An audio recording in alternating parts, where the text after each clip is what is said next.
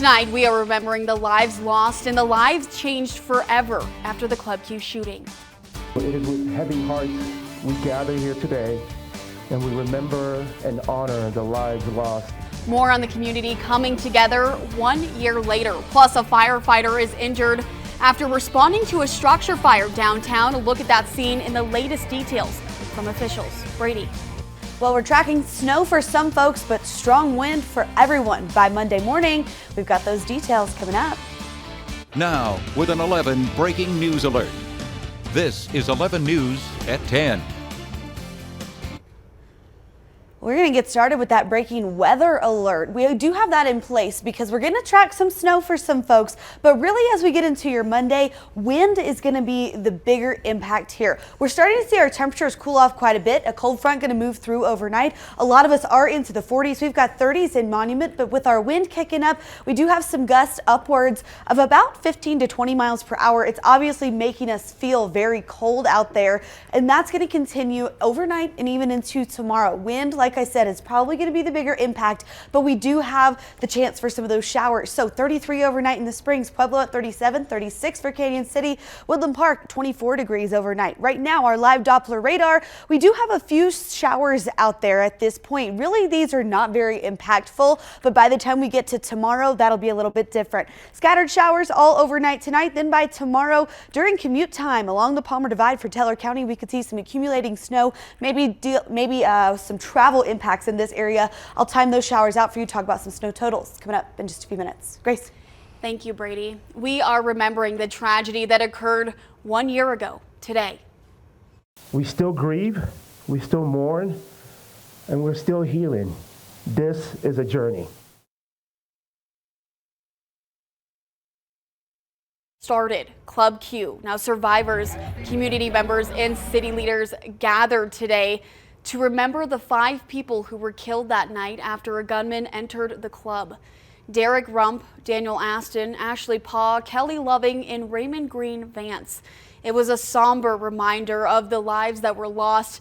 Many brought flowers, notes, and mementos to the memorial outside of the club's walls. Jared Dean brings us this story. You lit up a room with your smile and your wit. You and Club Q made a good fit. But random bullets from an angry man took away all your dreams and plans. Jeff Aston lost his son Daniel in the shooting that shook the community 1 year ago. Today, he paid tribute to his son with a poem, speaking in front of the crowd, remembering those they lost that night. At the beginning of the event, a Progress Pride flag raised over the crowd as hundreds looked at the memorial. Those who attended did so together. People were holding friends and families in their arms as they paid their respects. Now all that love you must make a new start, with your light to guide us within our hearts. Music played as the flames near the memorial stayed lit and flowers were laid down under the pictures of the 5 lives that were lost. Friends and family taking time out of their days to honor their loved ones. Both Governor Jared Polis and Mayor Yemi Mobolade spoke about the tragedy, making sure the victims' names are remembered. Remember Daniel, Derek, Kelly, Raymond, and Ashley. It's not lost on me that there will be 5 empty seats at dinner tables. Although the club is moving to a new location, the impact of November 19th, 2022 will never be forgotten. Again, that was Jared Dean reporting. That new location for Club Q will be in the Satellite Hotel. It will be named the Q, and the location, the Club Q, will be made into a permanent memorial in the future.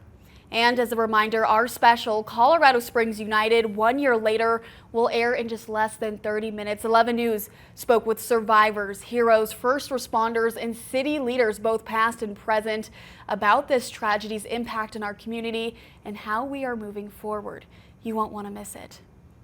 We're continuing to follow an investigation into a structure fire. Colorado Springs Fire Department responded to that blaze near the 100 block of South Sierra Madre Street in downtown right around 5 this evening.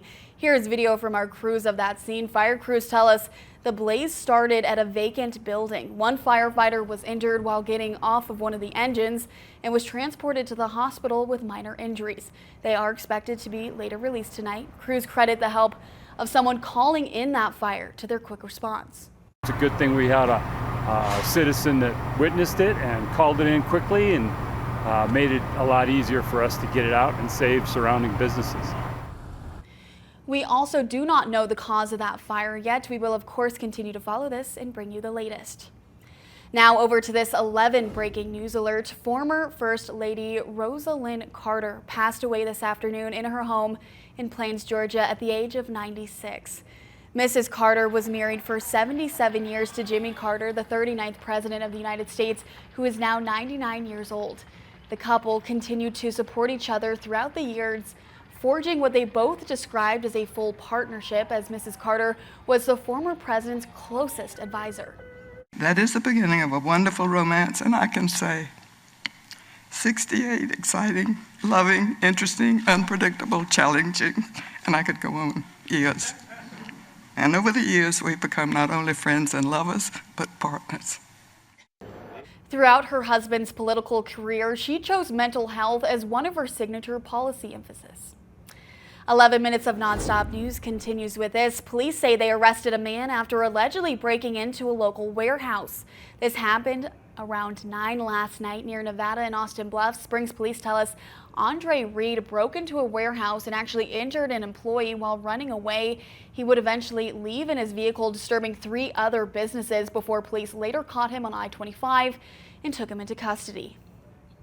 Today, Colorado senators passed a bill that will change how much money you will get back on your Tabor refund. Now, the bill creates a flat Tabor refund rate for many Coloradans. This will increase the middle class refund by about $500, and those who are in a higher tax bracket will actually receive less than what they did last year. Now, that bill needs to pass the House and be signed by Governor Jared Polis before it's implemented.